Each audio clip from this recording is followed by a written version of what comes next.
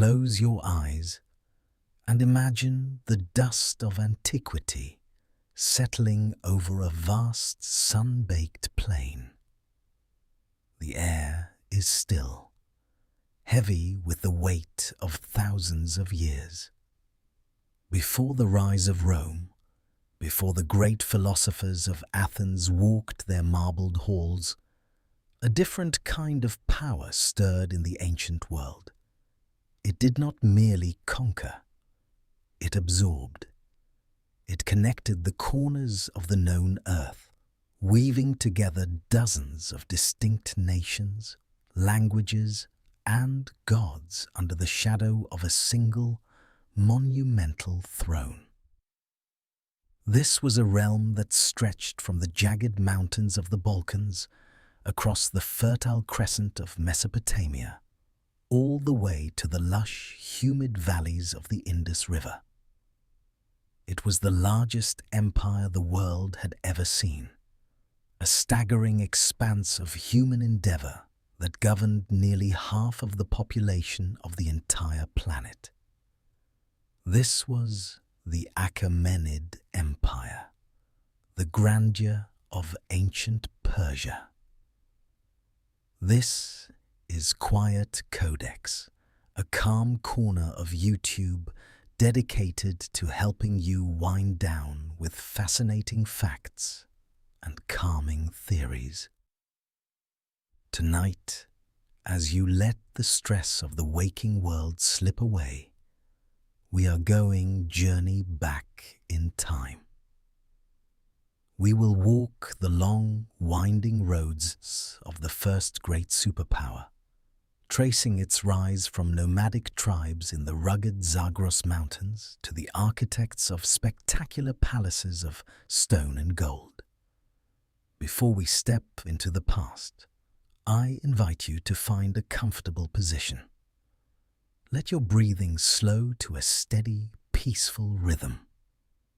If you enjoy these atmospheric explorations, a like and a subscribe would truly help the channel continue to grow.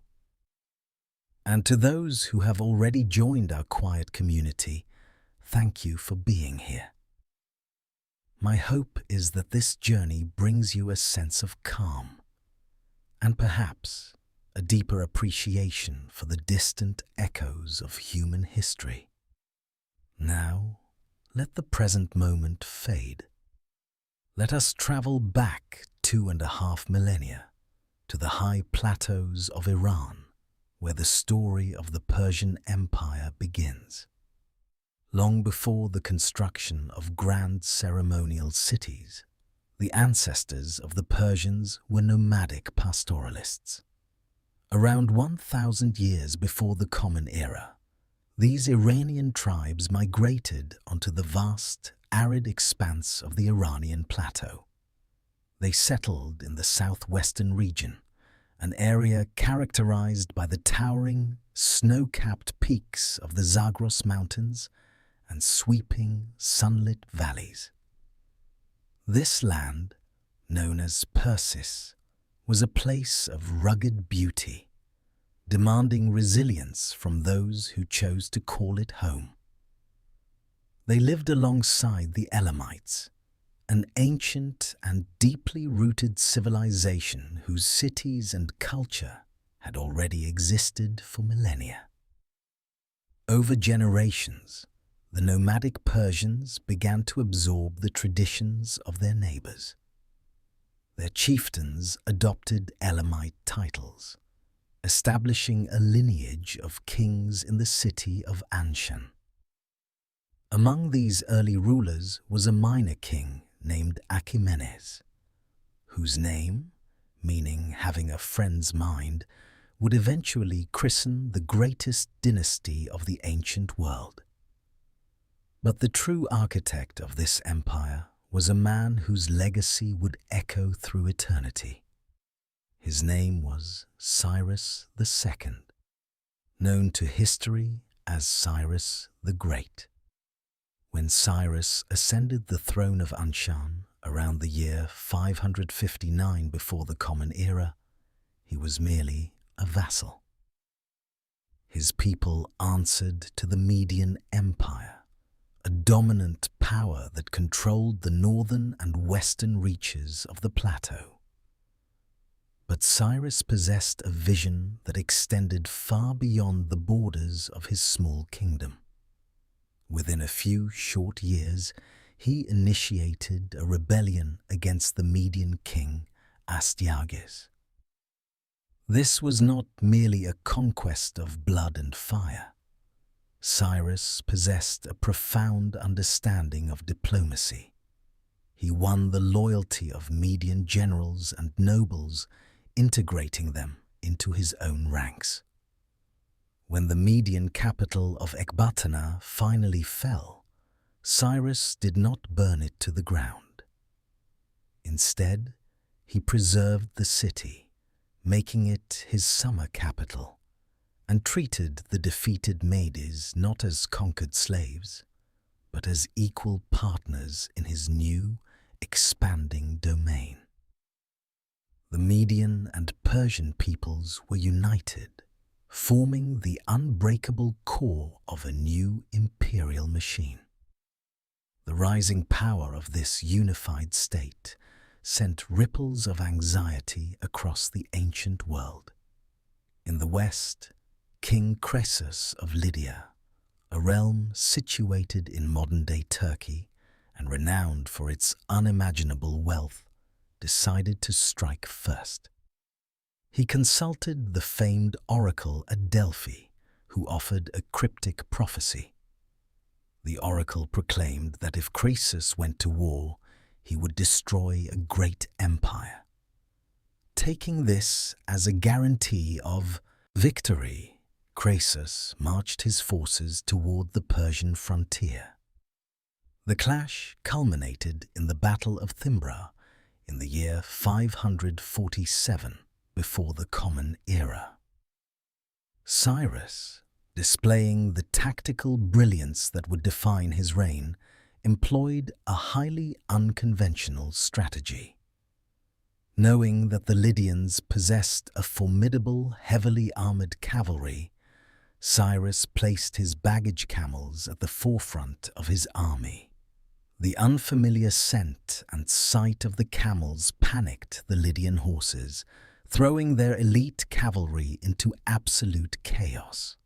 The Persian forces pressed the advantage, breaking the Lydian lines and forcing Croesus to retreat to his capital city of Sardis. After a brief siege, Sardis fell, and the oracle's prophecy was fulfilled. Croesus had indeed destroyed a great empire. It was simply his own. True to his nature, Cyrus spared the life of King Croesus, bringing him into the Persian court as an honored advisor. This pattern of clemency and integration became the hallmark of Cyrus the Great. He understood that an empire built solely on terror is fragile, constantly vulnerable to rebellion and resentment. An empire built on respect, however, could endure the test of time. By the year 539 before the Common Era, the Persian forces turned their gaze toward the crown jewel of Mesopotamia. The Neo-Babylonian Empire, with its towering ziggurats, immense fortified walls, and sprawling networks of canals, stood as the cultural and economic center of the ancient Near East. Babylon was a city of legend, believed by many to be impregnable. Yet, the Persian approach was not one of mere brute force. The Babylonian king Nabonidus had grown deeply unpopular among his own people. Cyrus saw an opportunity to win the city, not just with swords, but with hearts and minds. After defeating the Babylonian army at the Battle of Opis, along the banks of the Tigris River, the Persian troops advanced on Babylon itself. What followed is one of the most remarkable events in ancient military history. the great city of Babylon opened its gates. The Persian army entered the metropolis with minimal resistance, their arrival greeted not with panic, but with quiet resignation, and in some quarters, jubilation. Cyrus did not enter as a foreign conqueror, arriving to pillage and destroy. He presented himself as the chosen servant of Marduk, a liberator sent by the divine to restore balance, justice, and proper worship to a city that had lost its way. To cement this narrative, Cyrus commissioned a decree, inscribed onto a barrel-shaped clay artifact that is now famously known as the Cyrus cylinder. Written in Akkadian cuneiform, the cylinder details how Cyrus restored the temples of Babylon, returned sacred cult statues to their rightful sanctuaries across the land, and allowed displaced peoples to return to their ancestral homes. It was a masterclass in psychological and political warfare, ensuring the loyalty of a newly conquered population by respecting their traditions and their gods. Among those permitted to return home were the Jewish people, who had been held in Babylonian captivity for decades since the destruction of Jerusalem by Nebuchadnezzar II. Cyrus decreed that they were free to return to the land of Judah and rebuild their sacred temple. Because of this unprecedented act of religious tolerance and liberation, Cyrus is the only non-Jewish figure in the Hebrew Bible to be referred to as a Messiah or an anointed one. He had effectively engineered the first truly multicultural empire, a vast umbrella under which diverse faiths and customs could continue to thrive, so long as they paid their tribute and maintained the king's peace. But the life of a conqueror rarely ends in quiet reflection. In the year 530 before the Common Era, Cyrus led a campaign to the far northeastern frontiers of his empire, into the untamed steppes of Central Asia. He sought to secure his borders against the Massagetae, a fierce confederation of nomadic warrior tribes. According to the ancient Greek historian Herodotus, the campaign proved disastrous. The Persian forces were overwhelmed, and Cyrus the Great, the man who had reshaped the world, was killed in battle. His body was returned to the heartland of Persis. He was laid to rest in a remarkably modest, elegant limestone tomb in his capital city of Pasargadae. The tomb consisted of a simple gabled chamber resting on a stepped base, lacking the ostentatious grandeur one might expect for a ruler of his magnitude. It stood as a quiet testament to a man who understood that true power does not always need to shout. Upon the death of Cyrus, the mantle of the King of Kings passed to his son, Cambyses II. While Cyrus had spent his life consolidating the East and the Near West, Cambyses fixed his ambitions on the last remaining great power of the ancient Mediterranean, the ancient, timeless kingdom of Egypt. In the year 525 before the Common Era, Cambyses launched a massive invasion force across the harsh, unforgiving expanse of the Sinai Desert. Logistics in the ancient world were notoriously complex, and marching an army across a desert was an invitation to disaster. But the Persian king was cunning.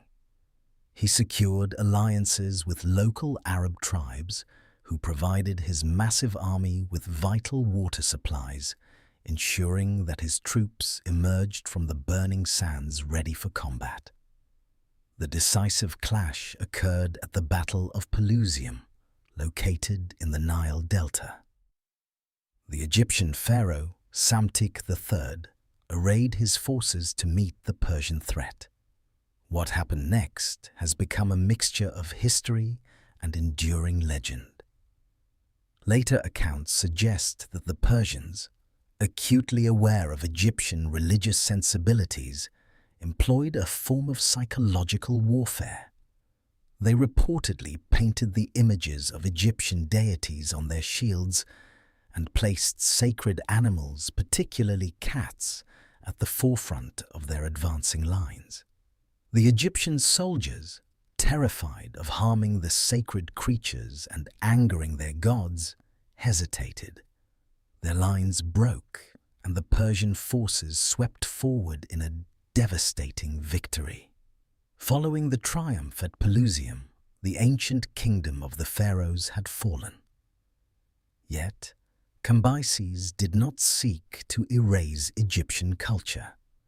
He adopted the title of pharaoh and participated in traditional Egyptian religious rituals, seeking to present his rule as a continuation of legitimate authority rather than an imposition of foreign tyranny.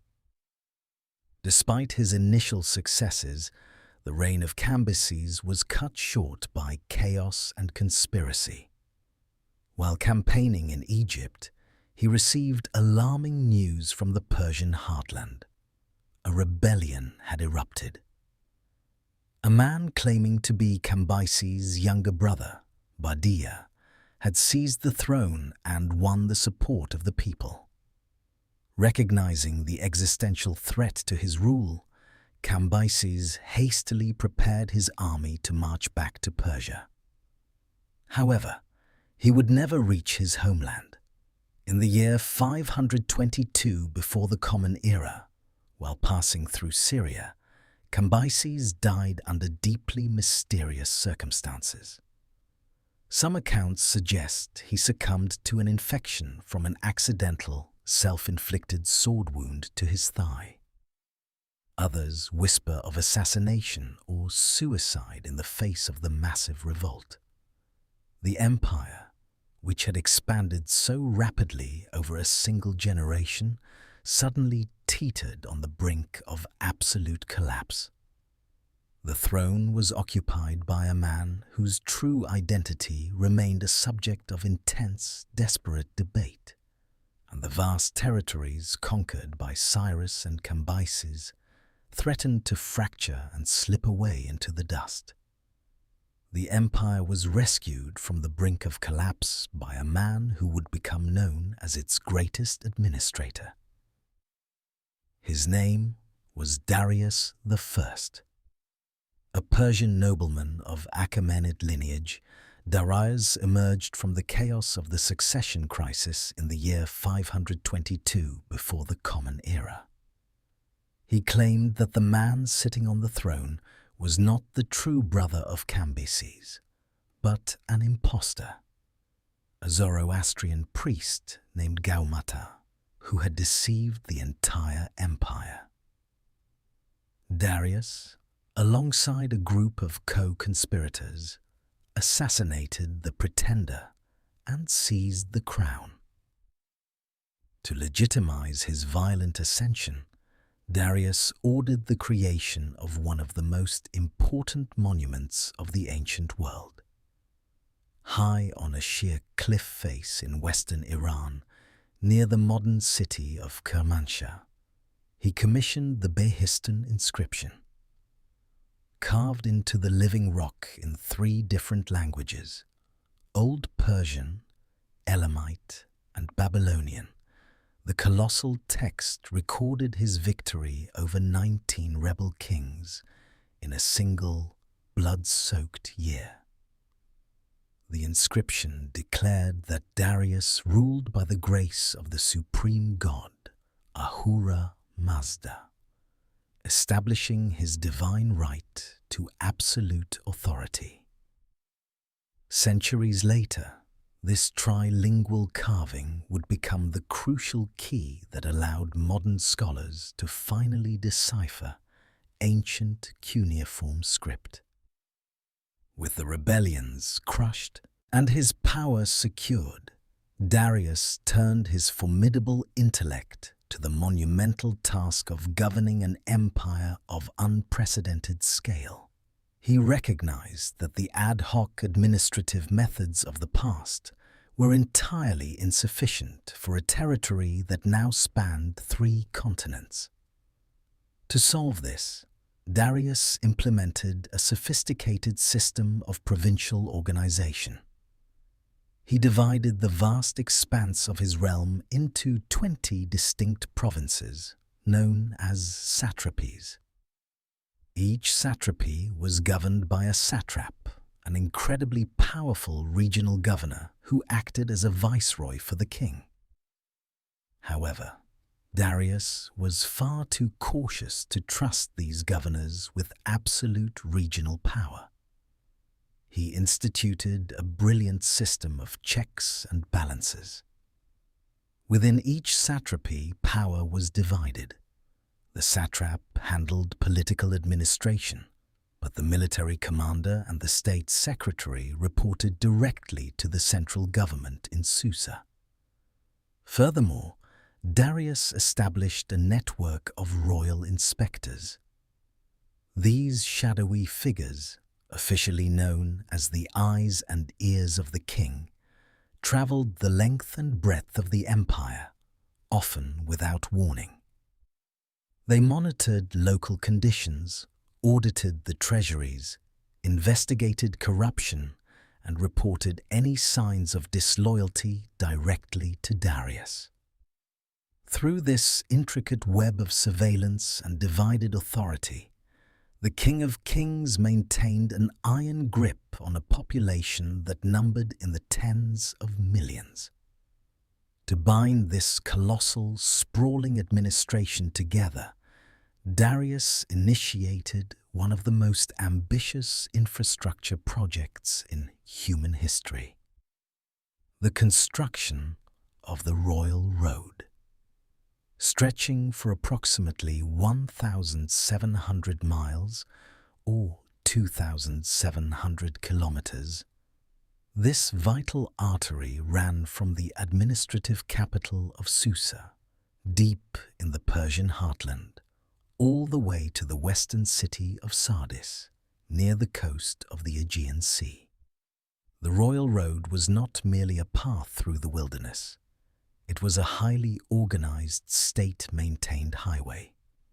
At intervals of roughly 15 to 20 miles, representing about a single day's ride, the government constructed way stations known as chaparkhane. These stations were constantly stocked with provisions, fresh horses, and secure lodging. This infrastructure formed the backbone of the Angarion, the legendary Achaemenid postal system. When the king needed to send a decree or receive urgent intelligence, royal couriers would ride the road in a relentless relay. Arriving at a station exhausted, a rider would pass his message to a fresh courier on a rested horse, who would immediately gallop off toward the next post. By traveling day and night without pause, these couriers could traverse the entire span of the empire in as little as 7 to 9 days. A journey that would take an ordinary traveler or a marching army nearly 3 full months. The speed and dedication of these ancient riders became legendary. The Greek historian Herodotus watched them with deep admiration, writing words that still resonate today. He observed that neither snow, nor rain, nor heat, nor gloom of night stays these couriers from the swift completion of their appointed rounds. The Royal Road annihilated distance. It allowed the mind of the king to project its will across mountains, deserts, and plains with terrifying speed. But the road was not solely for the military and the messengers. Under the protection of royal guards, merchants and traders flowed along its length, creating an explosion of international commerce. To further lubricate this vast economic engine, Darius introduced a standardized, unified monetary system. He minted the beautiful gold daric, featuring the image of a running archer alongside the silver siglos. This bimetallic standard swept across the markets of the ancient world. For the first time in history, a merchant from the borders of India could trade with a craftsman in Egypt using the exact same trusted, standardized currency. The wealth of the world began to flow back toward the center, toward the high plateaus of Iran. With the empire peaceful, prosperous, and perfectly organized, Darius turned his attention to a project of pure, unparalleled magnificence. He desired a capital that would not just administer the empire, but symbolize its awesome, eternal power. And so, around the year 518 before the Common Era, on the stark and beautiful Mavdasht plain, he began the construction of Persepolis. The city of the Persians was not built to be a bustling, everyday administrative hub. Susa, Babylon, and Ecbatana served that practical purpose. Persepolis was designed as a sacred, ceremonial showcase. It was an architectural manifestation of the empire itself. Built upon an enormous, artificial terrace of grey limestone that was raised 20 meters above the plain, the complex was a breathtaking synthesis of the artistic traditions of the known world. Darius and his successors brought together the greatest craftsmen from every corner of their domain. They combined the towering, majestic columns of Egypt, the fearsome winged bull figures of Mesopotamia, the elegant fluted masonry of the Ionian Greeks, and distinctly Persian innovations to create a spectacular new imperial style. At the heart of Persepolis stood the Apadana, the great audience hall.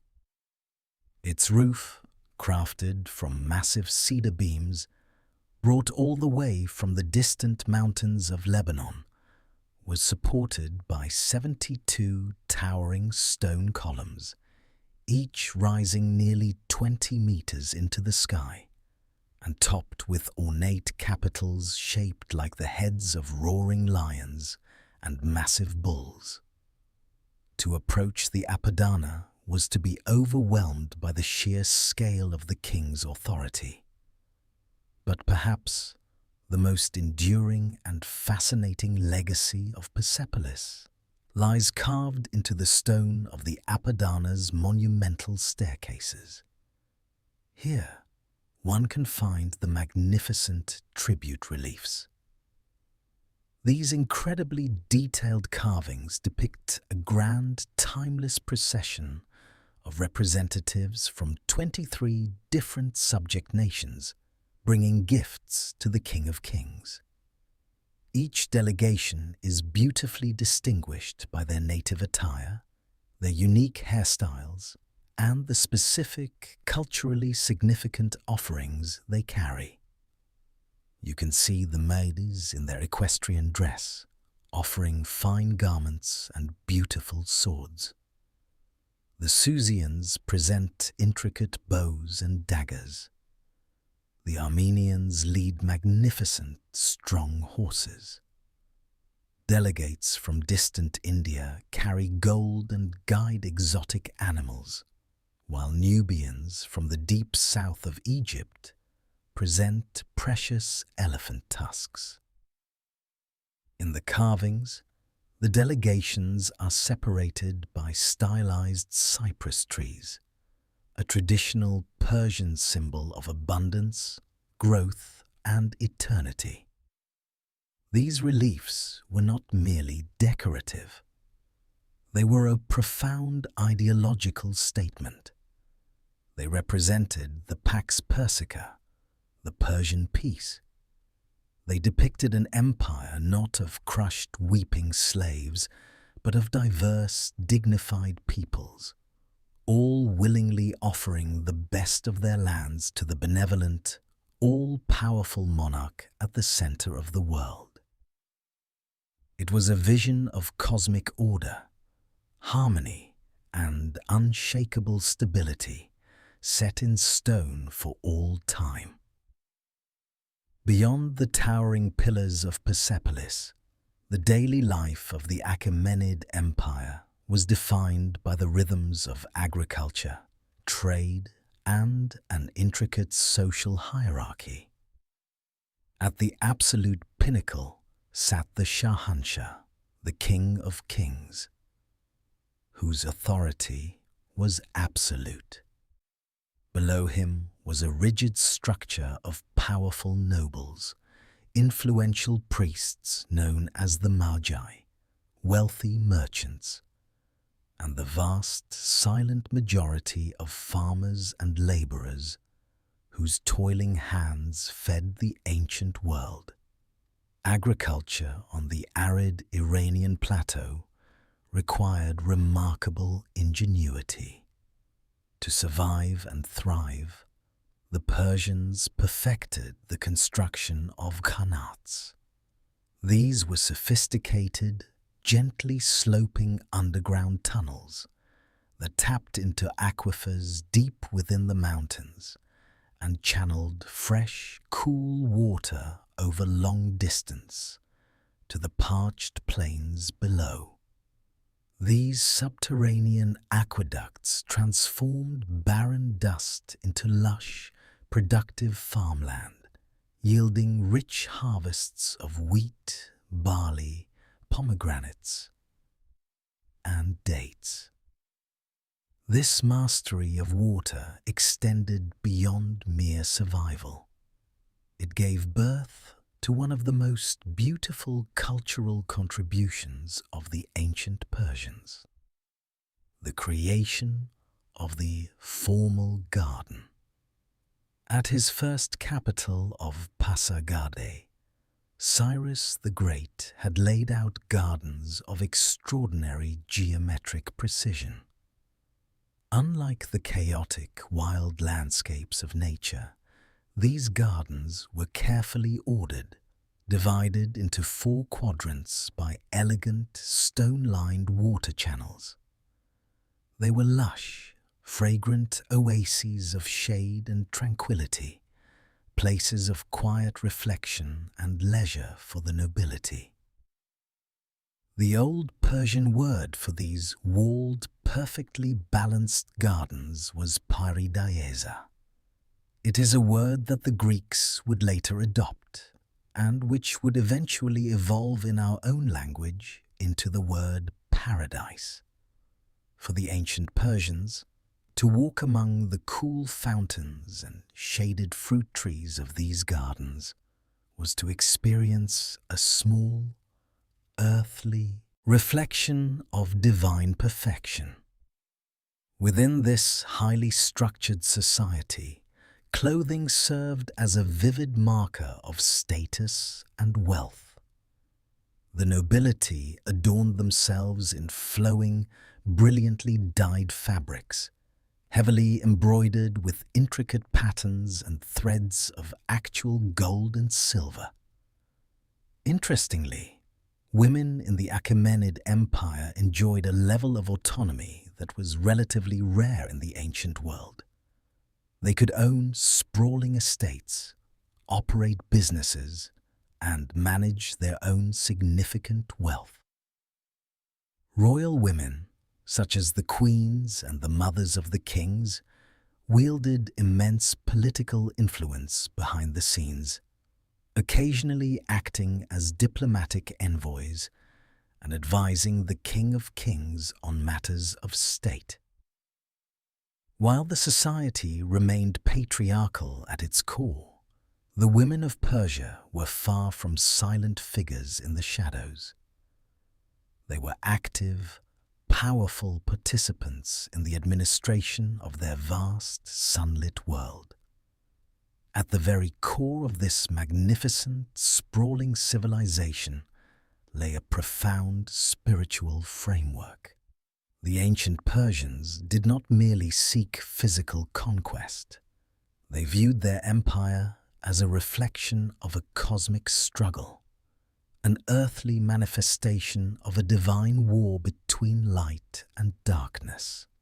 The religion that guided the hearts of the Achaemenid kings and shaped the soul of the Iranian plateau was Zoroastrianism. Founded by the prophet Zarathustra, known to the Greeks as Zoroaster, this ancient faith introduced a revolutionary concept to the ancient world. It stepped away from the chaotic, unpredictable pantheons of traditional polytheism and centered its worship on a single, supreme, and benevolent creator deity. His name was Ahura Mazda, the wise Lord. Ahura Mazda was not a god of storms or physical destruction. He was the embodiment of Asha. Asha represented truth, divine order, righteousness, and the fundamental structure of the universe itself. But Ahura Mazda did not exist unchallenged. In the Zoroastrian cosmology, the universe was a battlefield between dualistic forces.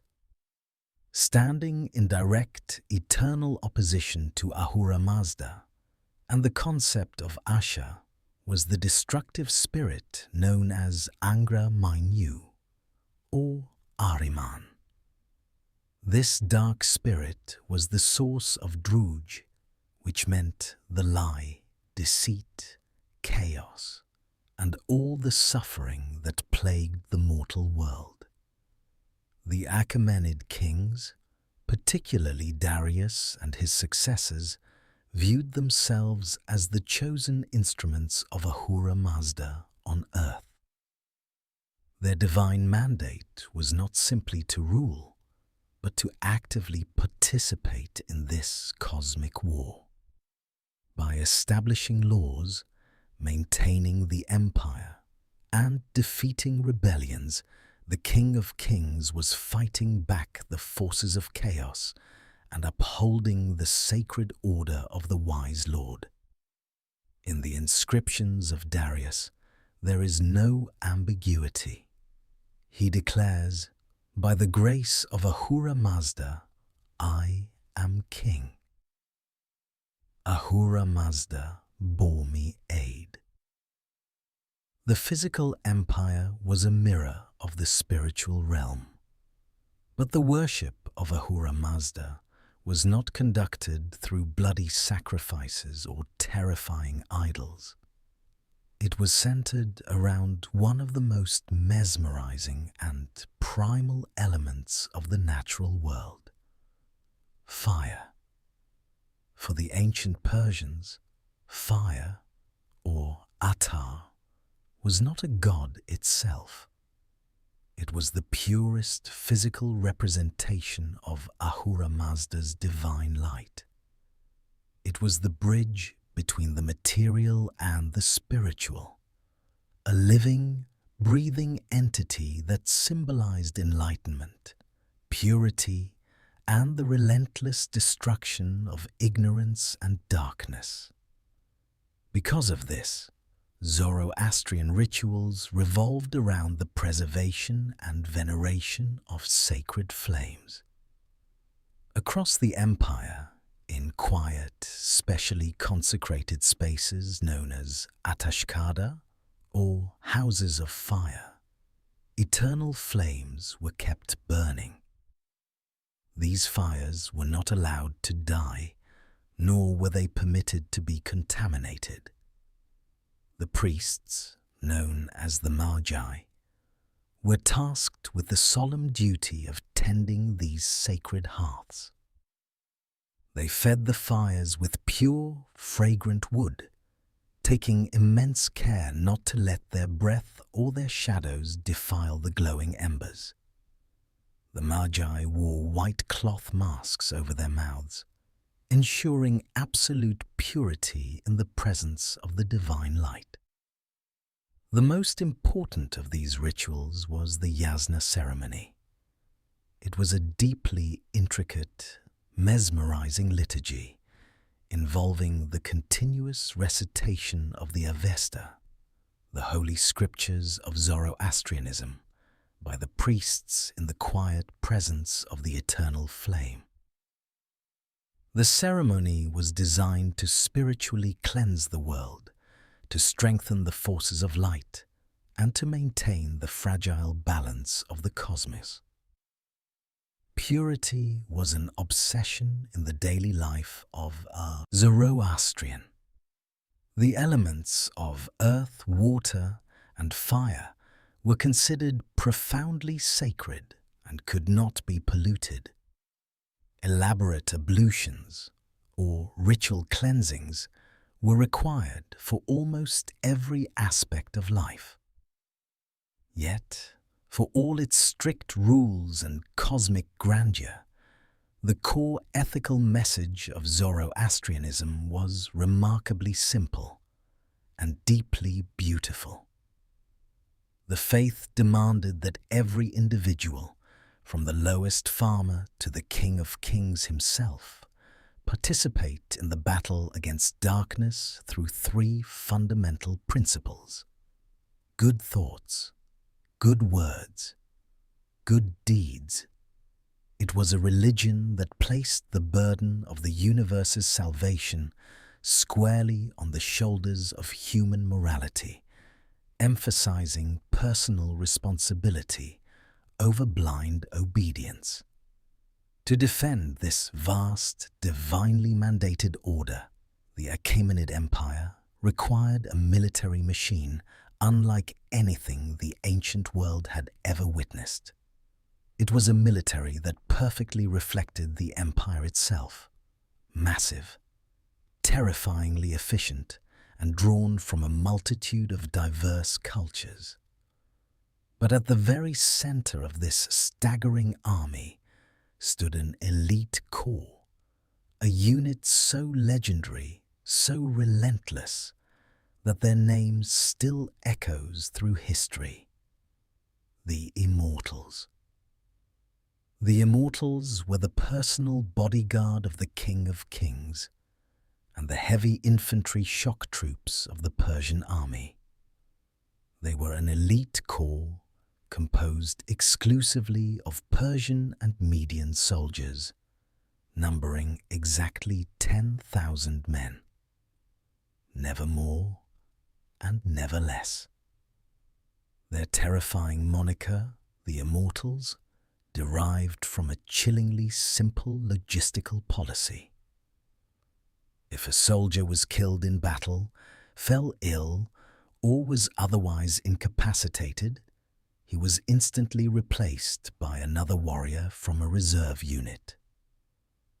To the terrified enemies facing them across a dusty battlefield, the Persian lines never seemed to thin. They appeared to be an unending, undying wall of men. Their equipment was perfectly designed for the rapid, devastating tactics of Achaemenid warfare. Unlike the heavily armored Greek hoplites, who fought in a slow, dense phalanx of bronze and wood, the Immortals prioritized mobility and terrifying offensive power. Beneath their vibrant, richly colored and embroidered tunics, they wore coats of iron or bronze scale armor, shimmering like fish scales as they moved. Their primary defense was a large, rectangular shield made of tightly woven wicker and covered in thick leather. These shields were surprisingly light, but completely capable of stopping a hail of arrows. In battle, the front ranks would plant these tall wicker shields into the ground, creating an instant, solid wall of defense. From behind this protective barrier, the true terror of the Persian army was unleashed. The archers. The Immortals were devastatingly proficient with the powerful recurve bow. As a battle began, they would unleash volleys of cane arrows so thick that ancient sources claimed they would completely blot out the light of the sun. The goal was to continuously harass, weaken, and disorganize the enemy formations long before the lines ever crashed together. When close quarters combat became inevitable, the Immortals drew their short, stabbing spears. These weapons featured a distinctive metal counterweight, or butt spike, at the opposite end of the spearhead, which could be used to bludgeon enemies or plant the weapon firmly in the earth. In a display of extreme hierarchy, the standard 9,000 soldiers carried spears with silver butt spikes. But the 1,000 absolute most elite warriors, the inner circle who personally guarded the king, carried spears adorned with pure gleaming gold. But the Immortals were only the terrifying point of the spear.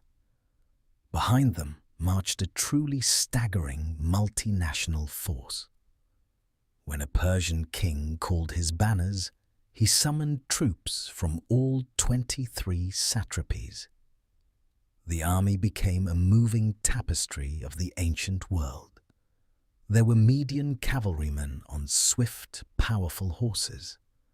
There were skilled Egyptian marines, Bactrian camel riders from the deep deserts of the east, and warriors from distant India. The logistics of feeding, moving and commanding such a diverse, multilingual force across thousands of miles of hostile terrain was perhaps the most astonishing military achievement of the Achaemenid state. They were a juggernaut, a seemingly unstoppable force of nature that moved to the absolute will of the man on the golden throne. Yet, for all its terrifying power, the juggernaut of the Achaemenid army would eventually encounter a frontier it could not permanently break. To the far west, beyond the comfortable, wealthy satrapies of Anatolia, lay the fractious, fiercely independent city-states of Greece. The collision between the massive, unified Persian Empire and the small, stubborn Greek democracies would become the stuff of enduring legend, shaping the historical narrative of the Western world for over 2 millennia. The conflict, which we now call the Greco-Persian Wars, had deep roots. It began during the reign of Darius the Great, when the Greek cities of Ionia, located on the western coast of modern-day Turkey, rose in open revolt against their Persian satrap. The rebel Ionians were supported by ships from Athens and Eretria. In a brazen act of defiance, the Greeks marched inland and burned the Lydian capital of Sardis to the ground. Darius launched a punitive expedition, which culminated in the year 490, before the Common Era at the Battle of Marathon. On that sunlit bay, the much smaller Athenian army managed to execute a brilliant flanking maneuver, enveloping the Persian forces and inflicting a stunning, humiliating defeat. Darius swore massive retaliation, but he died before he could see it through.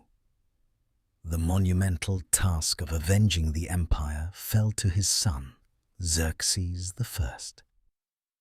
Xerxes spent years preparing a response of unimaginable scale. He did not merely want to punish Athens. He intended to conquer all of Greece and add it permanently to the Achaemenid domain.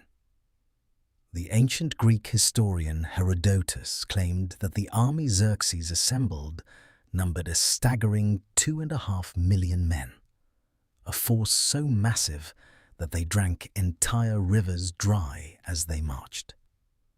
While modern scholars almost universally dismiss this figure as wildly exaggerated propaganda, the reality was still awe-inspiring. Consensus today suggests Xerxes marched with somewhere between 150,000 and 300,000 men. It was, without a doubt, the largest military expedition the ancient world had ever witnessed. To move this colossal force from Asia into Europe, Xerxes achieved feats of engineering that bordered on the miraculous. When his army reached the Hellespont, the narrow, treacherous strait that separates the two continents, he ordered his engineers to build a bridge, not of stone, but of boats. They lashed together hundreds of massive ships using thick cables of flax and papyrus, creating a floating pontoon bridge that stretched over a mile across the churning water. When a violent storm shattered the first attempt, Herodotus tells us that Xerxes, in a fit of royal rage, ordered the sea itself to be punished with 300 lashes of a whip and a pair of iron fetters thrown into the depths to symbolize its submission to his will. The bridge was rebuilt, and for 7 days and 7 nights, the vast Persian army marched across the water and stepped onto European soil. In the late summer of the year 480 before the Common Era, the Persian army moved relentlessly south through Greece. Waiting for them at a narrow, sheer coastal pass called Thermopylae was a small, desperate coalition of Greek soldiers, led by the Spartan king Leonidas. The pass was so narrow that the vast numerical superiority of the Persian army was rendered completely useless. For 3 grueling days, the Greeks held the line, inflicting horrific casualties on the Persian vanguard. Xerxes even committed his elite Immortals, but the heavy bronze armor and solid shields of the Greek hoplites held firm in the bloody, chaotic crush of the narrow defile. The stalemate was only broken when a local Greek resident named Ephialtes, seeking a rich reward, betrayed his own countrymen.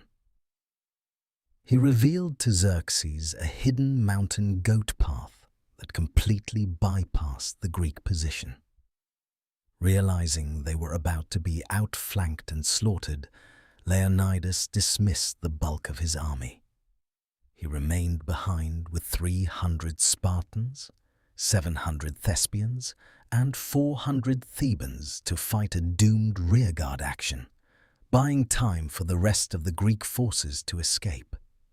They fought with terrifying ferocity until their spears shattered, and then fought with their swords, and finally with their bare hands, until every last man was annihilated beneath a dark rain of Persian arrows.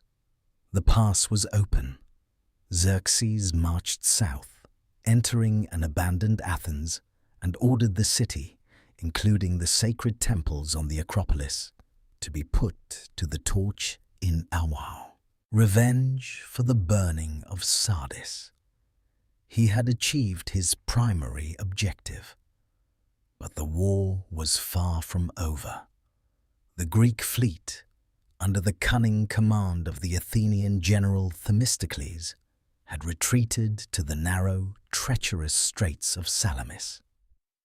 Themistocles sent a deceptive message to Xerxes, feigning surrender and luring the massive Persian armada into the confined waters.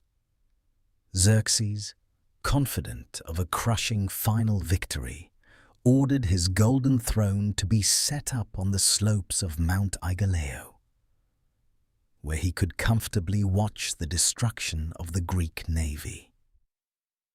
Instead, he watched a catastrophe unfold. The massive, heavy Persian ships, drawn from Phoenicia, Egypt, and Ionia, became hopelessly disorganized in the tight, swirling currents of the strait. The smaller, much faster Greek triremes, armed with heavy bronze rams, darted through the chaos, smashing into the vulnerable sides of the Persian vessels.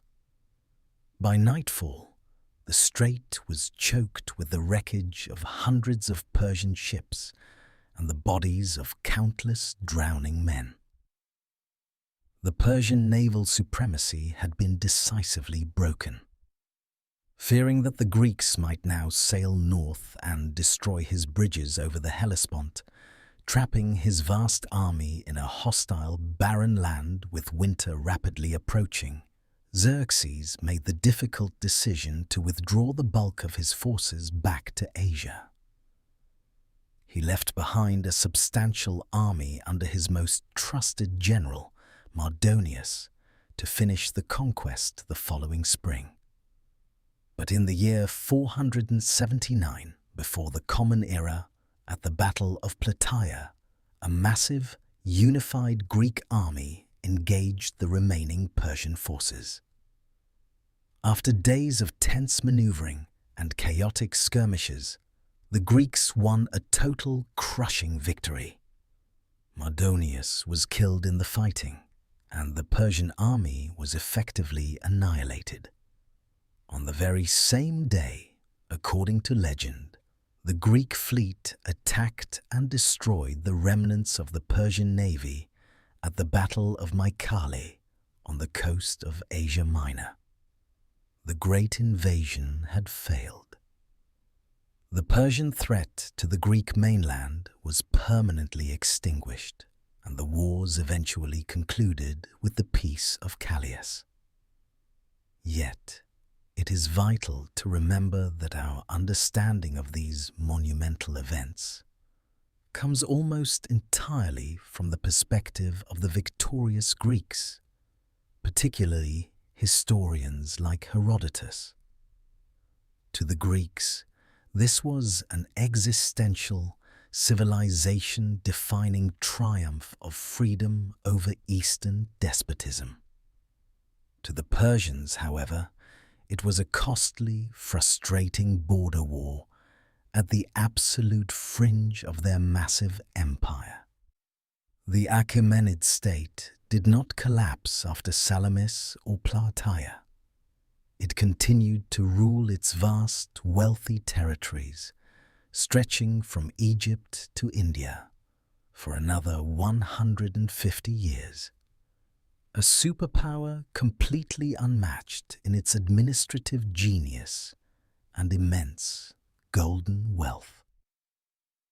The narrative of the Achaemenid Empire following the Greek Wars is frequently painted by later Western historians as a long period of decline.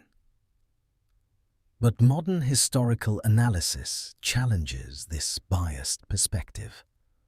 For more than a century after Plataea, the empire remained incredibly stable, terrifyingly powerful, and unimaginably wealthy. The administrative machine constructed by Darius continued to function flawlessly. But no empire, no matter how brilliantly organized or divinely mandated, can last forever. The end, when it finally arrived, did not come from a slow rot from within. It came as a sudden, violent tempest from the west. It came in the form of a 22-year-old Macedonian king named Alexander III, known to history as Alexander the Great. In the spring of the year 334 before the Common Era, Alexander crossed the Hellespont into Asia Minor. He led an army of between 40,000 and 50,000 hardened, professional soldiers. To the Persian king, Darius III, this young Macedonian upstart seemed like little more than a minor nuisance on the very edge of the world. But Alexander possessed an unshakable, fanatical belief in his own destiny, and his military genius would shatter the Achaemenid world. The campaign moved with terrifying speed. At the Battle of the Granicus, Alexander utterly crushed a regional Persian army. At Issus, he faced the King of Kings himself. Utilizing the devastating power of the Macedonian phalanx, armed with the incredibly long sarissa spears and executing brilliant cavalry charges, Alexander broke the Persian lines. Darius III, facing absolute disaster, turned his chariot and fled the field, leaving his own family to be captured by the young conqueror. The final, decisive confrontation occurred in the year 331, before the Common Era, at the Battle of Gaugamela, on the dusty plains of modern-day Iraq. Darius had assembled a massive imperial army, far outnumbering the Macedonians, and had leveled the battlefield to allow his terrifying scythe chariots to operate perfectly. But Alexander's tactical brilliance once again prevailed. He drew the Persian forces out of position, creating a fatal gap in their lines, and drove a wedge of heavy cavalry straight toward Darius himself. Once again, the King of Kings panicked and fled.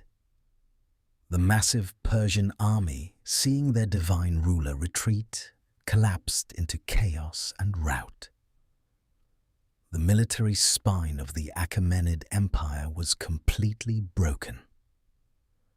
Alexander marched unopposed into the great administrative heart of Susa, and finally into the sacred ceremonial city of Persepolis. The wealth he found in the treasuries of the King of Kings was simply beyond human comprehension.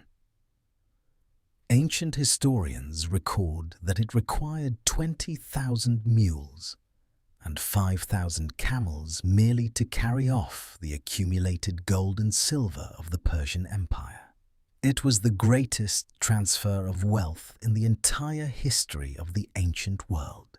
What happened next remains one of the great tragedies of antiquity.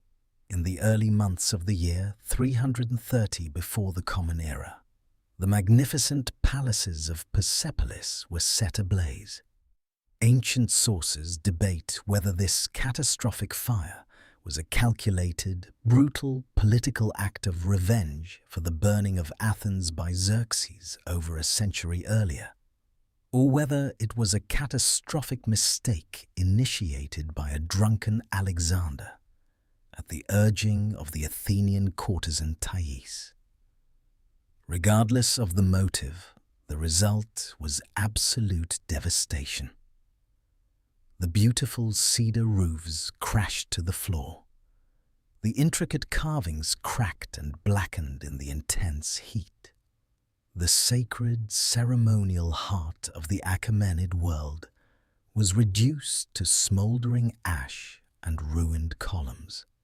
Darius III, still fleeing eastward toward the mountains of Bactria, was betrayed and murdered by one of his own satraps, a man named Bessus, who hoped to claim the ragged remnants of the throne for himself.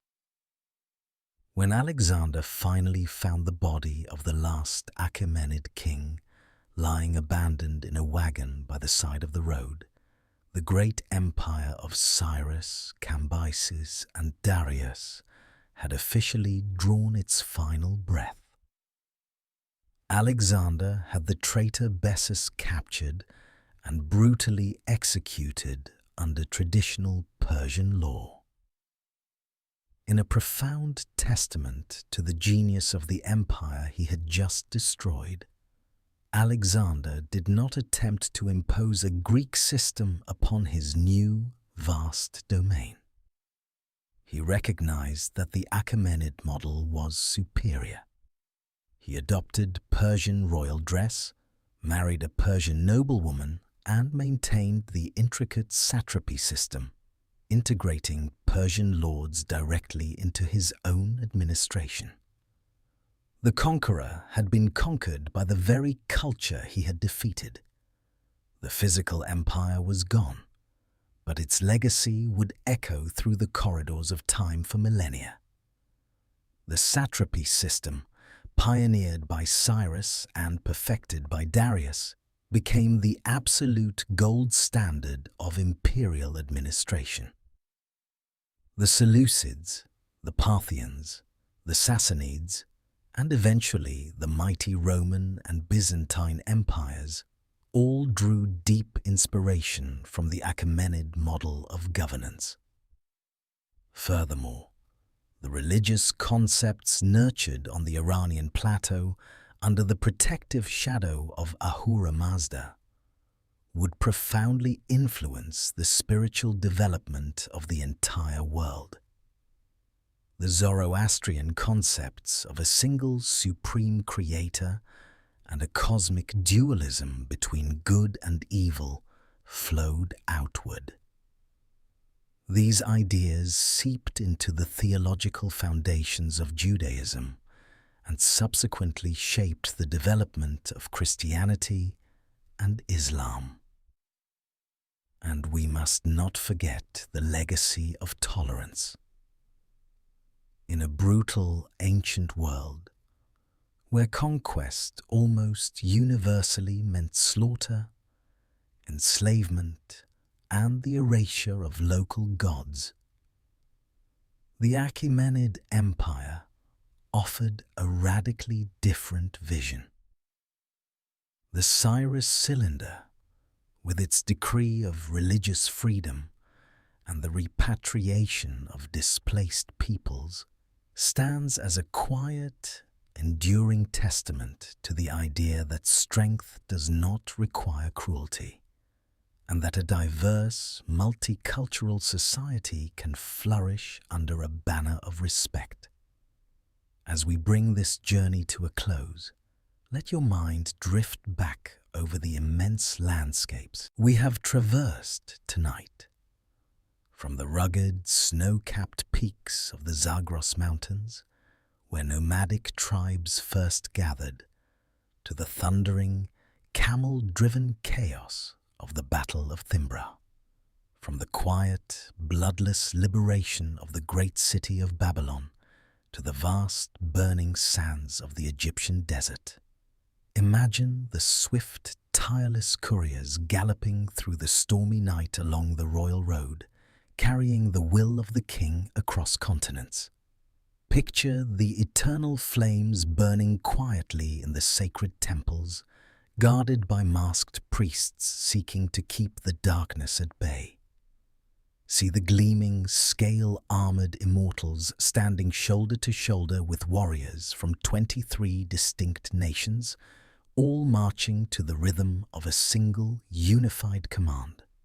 And finally, picture the ruined, majestic columns of Persepolis, standing silent and proud beneath the vast, starry sky of the Mav-dashed plain.